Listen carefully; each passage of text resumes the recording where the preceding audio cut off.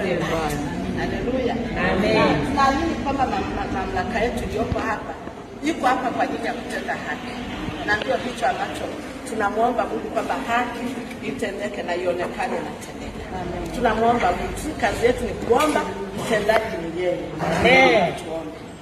Takatifu, takatifu, takatifu, Bwana Mungu wa majeshi, wewe uketie juu ya mamlaka zote, wewe uliye mkuu, uliyeumba mbingu na nchi, na sisi ni kazi ya mikono yako.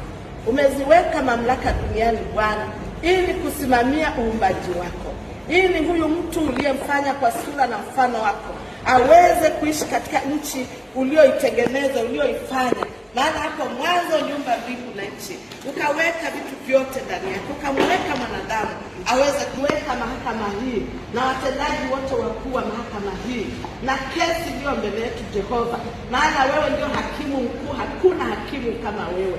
Wewe ukitaka lote liwe linakuwa, hakuna wezeka yako Bwana.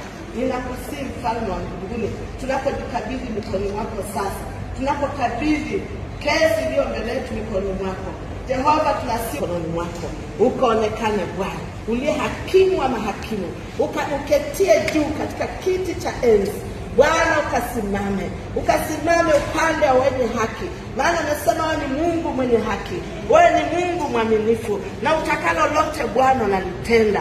Wewe ni Mungu unayependezwa na haki, jina lako ni mwaminifu. Na iweka kesi hii iliyo mbele yetu mikononi mwako. Unamjua mtumishi wako Tundu tokea kutungwa kwenye tumbo la mama yake, ulimjua tokea mbali Bwana, umemlinda mfalme wa amani. Dhoruba ilipoinuka juu yake, hakika umesema maji makuu yatakapogharika hayatatugharikisha, na ndivyo ulivyofanya kwa mtumishi wako.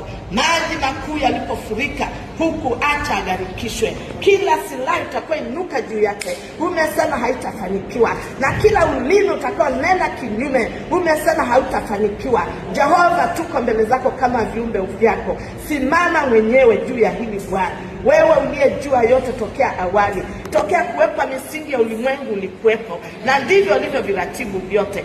Siku hii Bwana umeiumba, umeifanya, nasi umetuweka kwa mashahidi wa siku hii. Siku hii mfalme wa amani,